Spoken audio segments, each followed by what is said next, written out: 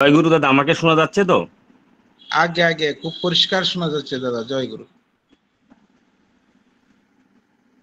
পরম প্রেমময় শ্রী শ্রী ঠাকুর আমার, পরমারাধ্যা জগৎ জননী শ্রী শ্রী পরমা, পরম পূজ্যপাদ শ্রী শ্রী বদ্দা, পরম পূজ্যপাদ শ্রী শ্রী আচার্যদেব, পরম পূজ্যপাদ শ্রী শ্রী অবিন দাদা, সকলের চরণে আমার শতকোটি প্রণাম। আজকে এই সান্ধ্যকালীন অনলাইন শনিক সৎসঙ্গে উপস্থিত, এই অনলাইন সৎসঙ্গে শ্রদ্ধেয় পুরোহিত, ঠাকুরের পবিত্র পাঞ্জা বহনকারী কর্মীবৃন্দ, আমার ভক্তিমতী মায়েরা, ঠাকুরের পরম প্রিয় ভক্ত দাদারা, গুরু ভাইয়েরা ও বোনেরা, সকলকে আমার আনন্দিত জয় গুরু। আমরা এতক্ষণ সেই সান্ধ্যকালীন প্রার্থনা, সদ্গ্রন্থাদি পাঠ, সঙ্গীতাঞ্জলি, সেই তুমুল কীর্তন আমরা শুনলাম।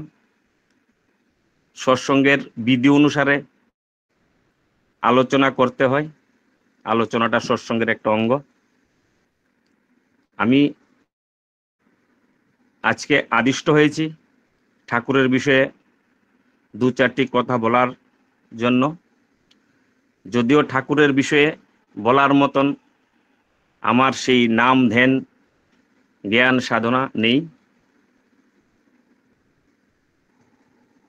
ঠাকুর যদি দয়া করে তাহলে দু চারটি কথা বলার চেষ্টা করব। বিশেষ করে আমাদের এই শনিক সৎসঙ্গের যে এডমিন আমাদের অজয় পালদা, উনি মাঝে মধ্যে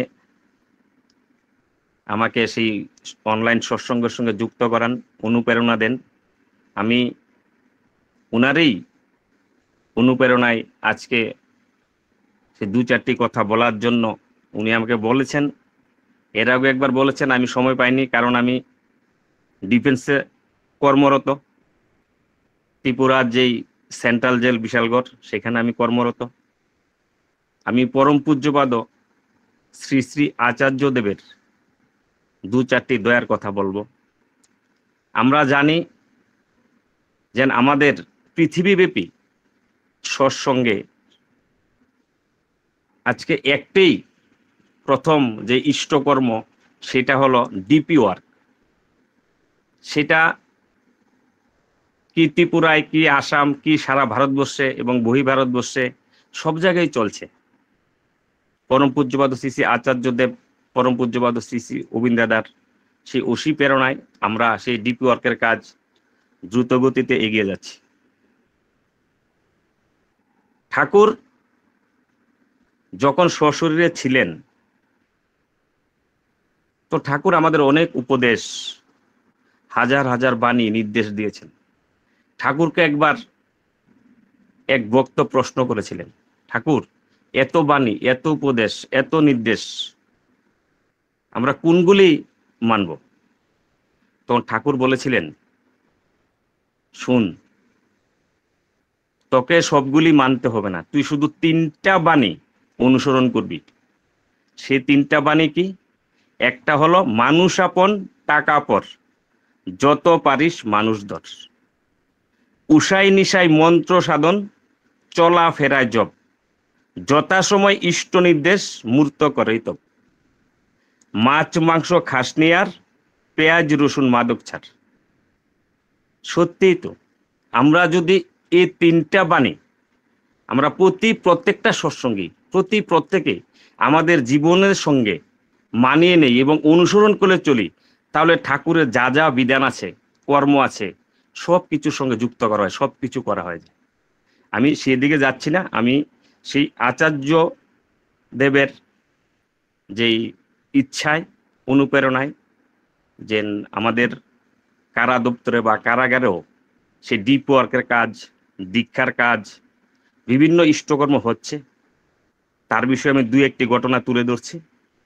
2024 সালের যেই মে মাস, সেই মে মাসে ঠাকুরের স্নান উৎসব ছিল। আমি আমার পরিবার সহ দেওঘরে গিয়েছিলাম। তখন আমি ত্রিপুরা থেকে যাওয়ার সময় ঠাকুর ভোগের জন্য কিছু সামগ্রী নিয়ে যাই।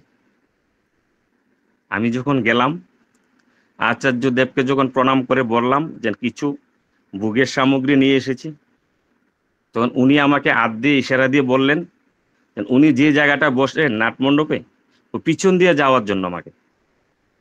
তখন আমি সামনে থেকে সেই ভোগের সামগ্রীগুলি নিয়ে পিছনের দিকে গেলাম। তখন আমি দেখলাম যে আচার্যদেব ওই সুভাষ সাহাদা আচার্যদেবের সঙ্গে থাকেন, ওনার বাড়ি ওয়েস্ট বেঙ্গলে। উনাকে বললেন কি জানি বললেন, আমি ভালো করে বুঝতে পারিনি, আমার কাছে আসার জন্য। তখন যথারীতি উনি আসলেন, এসে আমাকে জিজ্ঞেস করলেন কোথায় থেকে এসেছেন। আমি বললাম আগে ত্রিপুরা থেকে এসেছি। তো ওইগুলি কি ভোগের সামগ্রী, এখানে রেখে দেন। আমি রেখে দিলাম। তো তারপরে আমাকে বলল, শুনুন, আপনাকে দুই একটি কথা বলার জন্য আচার্যদেব বলেছে। তখন আমি বললাম কি? তখন উনি বলল যে আপনি যে ত্রিপুরা থেকে এসেছেন, আপনার যে জায়গায় বাসা, সে আপনার যে মন্দির, সেই মন্দিরের এই আগরতলা না আগরতলার কোনো জায়গার কোনো মন্দিরটা আপনার বাড়ির এরিয়াতে পড়ে। তখন আমি বললাম আগে আমার বাড়ি তো যে জায়গা সেটা হাপানিয়া মন্দিরের এরিয়া পড়ে। তো উনি বললেন যে ওই মন্দিরের এরিয়াতে ডিপি ওয়ার্কের কাজ কতটুকু হয়েছে। আমি তখনই বললাম আগে আমাদের তো মন্দিরের এরিয়ার ডিপি ওয়ার্কের কাজ প্রায় 27% হয়ে গেছে। উনি বললেন বাহ। তারপরে বললো যে ওয়েস্ট ডিস্ট্রিক্টের কথা বললো আমাকে। আমি বললাম যে আগে ওয়েস্ট ডিস্ট্রিক্টও প্রায় সেই 15%-এর কাছাকাছি হয়ে গেছে। তারপর আরো ত্রিপুরার বিভিন্ন জায়গার সেই ডিপি ওয়ার্কের কাজকর্মের খোঁজখবর নিলেন। তখন উনি আমাকে বললেন, শুনুন, আচার্যদেব বলেছে যে আপনাকে বলতে, ডিপি ওয়ার্কের কাজ করতে গিয়ে যদি কোথায়ও যে নিজের পয়সা খরচ করে করতে হয়, তাহলে সেটা করতে হবে। এবং যে জায়গায় যে পরিস্থিতি, সেটাকে অনুসরণ করে সে ডিপি ওয়ার্কের কাজ এগিয়ে যেতে হবে। প্রতিদিন মায়েদের একটা টিম, দাদাদের একটা টিম, প্রতিদিন 2টা টিম মন্দিরের এরিয়া থেকে সেই ডিপি ওয়ার্কের কাজে বেরোতে হবে। এবং এগুলি রুটিন করে আজকে কোন টিম যাবে, কালকে কোন টিম যাবে, সেভাবে আপনাদের বেরোতে হবে। এবং একটা না একটা সময় দিনে সময় করে বেরোতে হবে। এবং খাতা আপনারা নিয়ে নেবেন বানিয়ে। খাতাতে আজকে যেন আমরা বেরোলাম ডিপি ওয়ার্কের কাজে, আমরা কি কাজ করলাম, কতটুকু গেলাম, বা কতটুকু আপডেট হয়েছে, বা কয়টা পুনশ্চরণ হয়েছে, বা আজকে কয়জনের ইষ্টিবিধি স্টার্ট হলো, সেগুলি লিপিবদ্ধ করে রাখবেন। আমি যথারীতি শুনলাম। তারপরে আমি ওনাকে বললাম আগে পরম পূজ্যপাদ আচার্যদেবের আশীর্বাদে আমি আগে উদয়পুর ডিস্ট্রিক্ট জেলে ছিলাম। ও জায়গায় উনি স্বইচ্ছায় 2বার সৎসঙ্গ করিয়েছেন, বা অনেকে দীক্ষাও হয়েছে। এখন আমি বর্তমানে যে আগরতলা ত্রিপুরার যে সেন্ট্রাল জেল, ওই জায়গায় আমার পোস্টিং হয়েছে। আমি ওই জায়গায় এসেছি। ওই জায়গায় প্রায় 5 থেকে 7 জন যেন কারা আবাসিক যারা ভিতরের, ওরা ইষ্টভীতি করে। এবং ওরা প্রতি মাসেই সেই ফিলান্থ্রপিতে আমার মাধ্যমে সেই ইষ্টভীতির অর্ঘ্যটা পাঠাচ্ছে। তারপরে ওই জায়গায় যেন আমার ঠাকুরের যে আসন, ঠাকুর বর্মা বদ্দা আচার্যদেব, সেই আসন 2-3টা মহলের ভিতরে বসানো হয়েছে। ওরা ঠাকুরের আসন বসিয়েছে। এবং আরো বিভিন্ন যে ইষ্টকর্ম আমি উনাকে বললাম। এবং ওরা চাইছে যে ঠাকুরের কাজটাকে আরো এগিয়ে নিয়ে যেতে। এবং ওই জায়গায় অনেকে আছে যারা অদীক্ষিত, যেন ঠাকুরের দীক্ষা নিতে চাইছে। আমি যখন বললাম, উনি বলল ঠিক আছে, আপনি সামনে দিয়ে যান, আমি আচার্যদেবের কাছে যাচ্ছি, আমি গিয়ে বলছি। যখন উনি গেলেন আচার্যদেবের কাছে, আমি সামনে দিয়ে এসে প্রণাম করে বসে রইলাম। তখন হঠাৎ করে আচার্যদেব বলছে আমাকে যে আগে ওই হিমাচল প্রদেশের কারাগারের কথা বলছে। ওই জায়গায় একবার উনি গিয়েছেন। ওই জায়গার কারা আবাসিকদের ভিতরে প্রসাদ, যে উৎসবের প্রসাদের ব্যবস্থা আচার্যদেব করেছিলেন, ওই জায়গার কারা আবাসিকরা আচার্যদেব একটা বেতের টুপি বানিয়ে দিয়েছে। আমাদের ত্রিপুরার সেই সেন্ট্রাল জেলের কথা বললেন যে 2007-এ যখন উনি এসেছিলেন, তখন উনাকে একটি বেতের চেয়ার ওরা কারা আবাসিকরা বানিয়ে দিয়েছে। এবং বিভিন্ন ইষ্ট প্রসঙ্গ সেই কারা দপ্তর সম্বন্ধে বললেন। তারপর আমাকে বললেন, আপনি গিয়ে একটা সৎসঙ্গ করবেন, করলে ভালো হয়। আমি বললাম আজ্ঞে। এই কথা বলে আমি চলে আসলাম। আচার্য দেবের সেই কথা মতো মে মাসে উনি আশীর্বাদ করেছেন, আমাকে বলেছেন সবাইকে নিয়ে সৎসঙ্গ করার জন্য। যদিও ওই জায়গায় সৎসঙ্গ করতে গেলে এটা তো আর আমাদের বাড়ি ঘরদুয়ারের মতন নয় যে না বলেছে আমি গিয়ে বলবো হয়ে যাবে। তারপর ওই জায়গায় প্রসেসিং লাগে, যে গভর্নমেন্টের একটা অনুমতি লাগে। সেভাবে আমরা প্রসেসিং করে সেই গভর্নমেন্টের অনুমতি নিয়ে সেপ্টেম্বর মাসের 29 তারিখ আমরা সেই কারাগারের ভিতরে সৎসঙ্গ করার অনুমতি পেলাম। ত্রিপুরা গভর্নমেন্ট আমাদেরকে অনুমতি দিল সৎসঙ্গকে, ত্রিপুরা সৎসঙ্গকে যে সৎসঙ্গ করার জন্য। আমরা প্রায় 14 জনের প্রবেশ করার পারমিশন দিয়েছিল। প্রায় আমরা 22-23 জনের মতন প্রবেশ করেছি। করে আমরা সৎসঙ্গ ওই জায়গায় আচার্য দেবের সেই ইচ্ছা মতো সৎসঙ্গ হয়েছে। সৎসঙ্গ যখন হয়েছে ভিতরে, তখন আমাদের প্রায় কারা আবাসিক 1000 কারা আবাসিক ছিল। প্রত্যেকের জন্যই প্রায় প্যাকেটিং প্রসাদের ব্যবস্থা করা হয়েছে। আমরা যেভাবে ঠাকুরের আসন সাজাই ফুল দিয়ে, সেভাবে আসনও সাজানো হয়েছে। এবং দেখা গেল যে ওই জায়গায় কারা আবাসিকদের মধ্যে 56 জনের দীক্ষা হয়েছে। 1-2 জন না, টোটাল 56 জন দীক্ষা হয়েছে। এবং প্রায় পুনশ্চরণ হয়েছে 10 জনের মতন। এবং প্রত্যেককেই সেই ঠাকুরের বিগ্রহ, বদ্দার বিগ্রহ, আচার্যদেবের বিগ্রহ, তারপরে সেই হিন্দি সত্যানুসরণ, হিন্দি উপাসনা, যারা হিন্দিতে যেরকম বিহারের বা ওই ঝাড়খণ্ডের এরকম বাইরের অনেক কারাবাসিক আছে যারা বাংলা বুঝে না, ওই তাদেরকে সেই আপনার এই হিন্দি সত্যানুসরণ, হিন্দি উপাসনা, তারপরে শতনৌকা সবাইকে দেওয়া হলো। সবাই এত খুশি হলো, এত আনন্দ তাদের ভিতরে। তারা আমরা কি আমাদের থেকে ওদের খুব আনন্দ যে এই কারাগারের ভিতরে এত বড় বিশাল আকারে সৎসঙ্গ হয়েছে। এবং ওরা বলছে আমরা এতদিন ধরে এই জায়গায় আছি, কিন্তু কোনো ধর্মীয় সংস্থা থেকে আমাদের জন্য এরকম ভাবে যে ভালোবাসা দিয়ে এবং ঈশ্বরকে নিয়ে মাতিয়ে ওঠার জন্য কেউ আজ অব্দি উদ্যোগ নেয়নি। আমরা বললাম যে এটা আচার্য দেবের দয়া, আমাদের কোনো এখানে ক্রেডিট নেই, তিনি বলেছেন তাই হয়েছে। আজকে ওই জায়গা থেকে প্রায় 13 থেকে 14 জন সেই কারাবাসিক প্রতি মাসে নিয়মিত ইষ্টবিধি প্রেরণ করে। এবং আমার মাধ্যমেই সেগুলি ফিলান্থ্রপিতে আসে এবং প্রতি মাসে ওদেরকে আবার অর্ঘ্য প্রশস্তি দিয়ে দেওয়া হয়।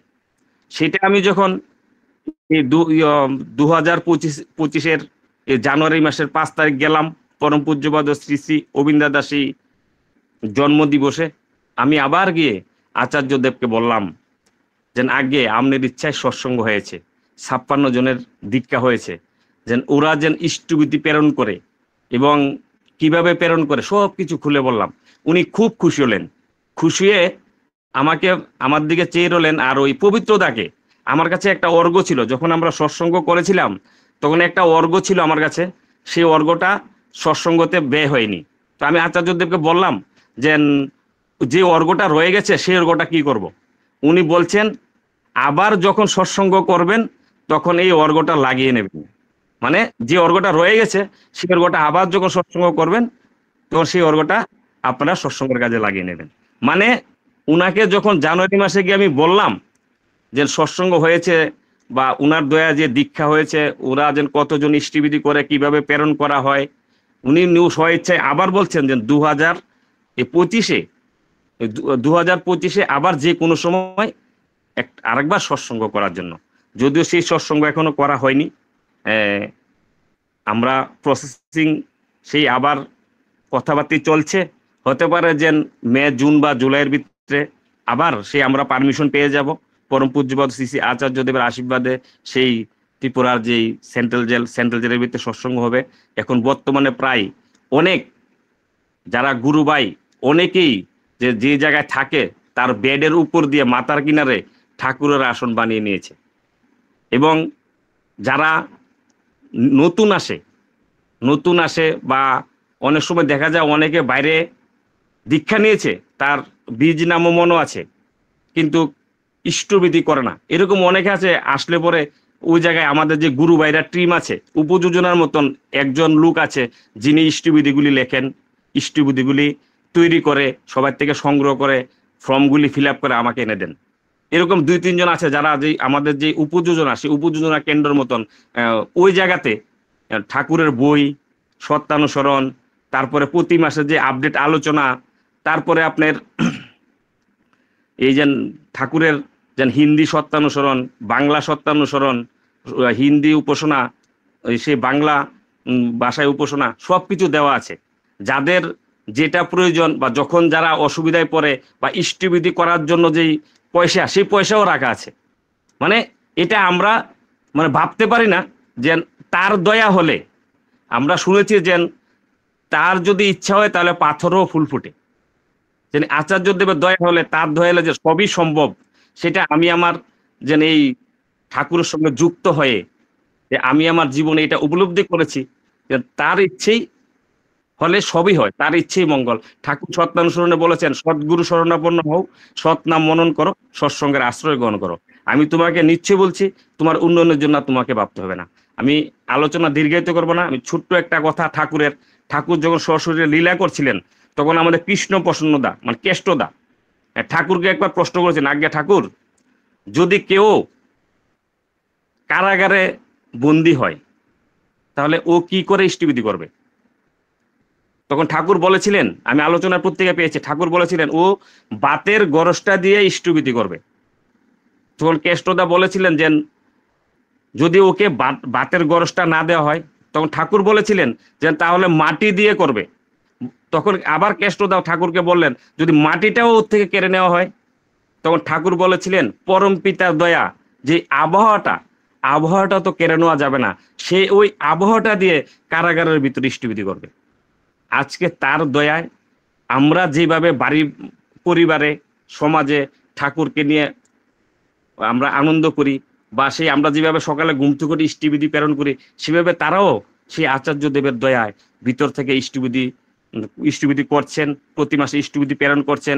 এমনকি বিভিন্ন সময়ে দেখা যায় ঠাকুর বাড়িতে বিভিন্ন উৎসবের অর্ঘ ওরা যেন প্রতিদিন যে কর্ম করে, সেই কর্ম করে ওরা একটা মান্থলি একটা অনারিয়াম পায়, সেই অনারিয়াম থেকে ঠাকুর বাড়িতে সেই ঠাকুর প্রণামী, কোন সময় উৎসব প্রণামী তারা প্রেরণ করে।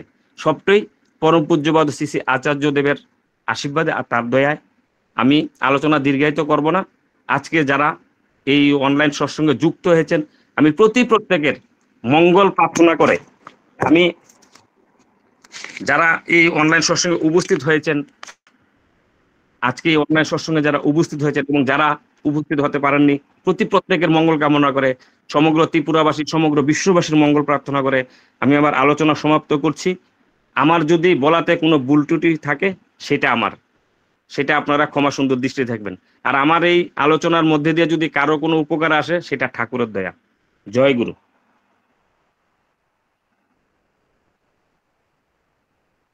জয় গুরু। শ্রদ্ধেয় দাদা, আপনি আরো 3-4 মিনিট বলতে পারেন, যদি বলেন তাহলে আমরা আর একটু উদ্বুদ্ধ হব। জয় গুরু। জয় গুরু দাদা, জয় গুরু। আমরা যারা আজকে এই অনলাইন সৎসঙ্গে মিলিত হয়েছি, আমি প্রত্যেকের কাছে প্রার্থনা করব যেন আপনারা সবাই, আচার্যদেব বলেছে নিষ্কাম প্রার্থনা আর সকাম প্রার্থনা। ঠাকুর যে নিষ্কাম প্রার্থনাটা শুনেন, কিন্তু সকাম প্রার্থনাটা ঠাকুর গ্রহণ করেন না। আমি এই কারা দপ্তরে আজকে আমার যে চাকুরি কর্মজীবন প্রায় 30 বছর চলছে। আমি ঠাকুরকে নিয়ে মাথায় নিয়ে তা ঠাকুরের দয়ায় ভালো আছি এবং ইষ্টকর্ম করছি এবং ঠাকুরকে নিয়ে আনন্দর মধ্যে দিয়ে আমার প্রতিটা দিন অতিবাহিত হয়। আমি প্রার্থনা করবো যে আচার্যদেব আবার বলেছেন যে 2025-এ যাতে কারাগারের ভিতরে আরেকটা সৎসঙ্গ করা যায় সবাইকে নিয়ে। এখন এই 2024-এ যে সৎসঙ্গ হয়েছে তার থেকেও যাতে আরো আনন্দ করে, আরো বড় করে, আরো উৎসাহ উদ্দীপনার মধ্যে দিয়ে যাতে সেই সৎসঙ্গটা করা যায়, আমি প্রত্যেককে বলবো আপনারা সেই ঠাকুরের কাছে প্রার্থনা করবেন। কারণ আমরা জানতাম না যে আচার্যদেব জানেন যে ডিপি ওয়ার্কের কাজ কোন জায়গায় কিভাবে করতে হবে, কোন জায়গায় যেন আমাদের এই গুরু ভাই বা গুরু বোন কোনো সময় দীক্ষা নিয়েছে, দেখা গেছে ঠাকুর থেকে দূরে সরে গেছে, কারোর সঙ্গে যোগাযোগ নেই, কিন্তু উনি জানেন যে উনি জানেন বলেই যে না, কারাগারের ভিতরে যারা আজকে কোনো সময় দীক্ষা নিয়েছেন, কোনো সময় দেখা গেছে যে স্বস্তিনীয় করতো, এরকমও দেখা গেছে যে স্বস্তিনী ব্রত পালন করতো কোনো না কোনো একটা ভুলের কারণে, বা উনাকে কোনো সময় কারাগারে পড়তে হয়েছে, আমি এরকমও পেয়েছি। কিন্তু আজকে দেখা গেল যে আমি না, শুধু আমার দপ্তরের ভিতরে আরো গুরু ভাই যারা আমার স্টাফ আছেন বা আমার সহকর্মী আছেন, তারাও সেই ডিপি ওয়ার্কের কাজ বা ঠাকুরের বিভিন্ন ইষ্টকর্ম করার জন্য সহযোগিতা করেন বা সহযোগিতার হাত বাড়িয়ে দেন। আমরা প্রার্থনা করব, আপনারা প্রত্যেকের কাছে অনুরোধ যেন আপনারা প্রার্থনা করবেন ঠাকুরের কাছে, যাতে ঠাকুরকে নিয়ে আরো মঙ্গলের পথে এগিয়ে যেতে পারে, তারা যাতে ঠাকুরকে মাথা নিয়ে চলতে পারে, তারা যাতে কোনোদিন যখন কারাগার থেকে বেরোবে তারা যাতে সেই পরিবারে এসে পরিবার পরিজন নিয়ে সুখে শান্তিতে থাকতে পারে, সেই প্রার্থনাটাও আপনারা ওদের জন্য করবেন। জয় গুরু দাদা। জয় গুরু, জয় গুরু। খুব সুন্দর ইষ্ট প্রসঙ্গ, আমরা বাস্তব প্রসঙ্গ আজকে শুনলাম দাদার কাছ থেকে।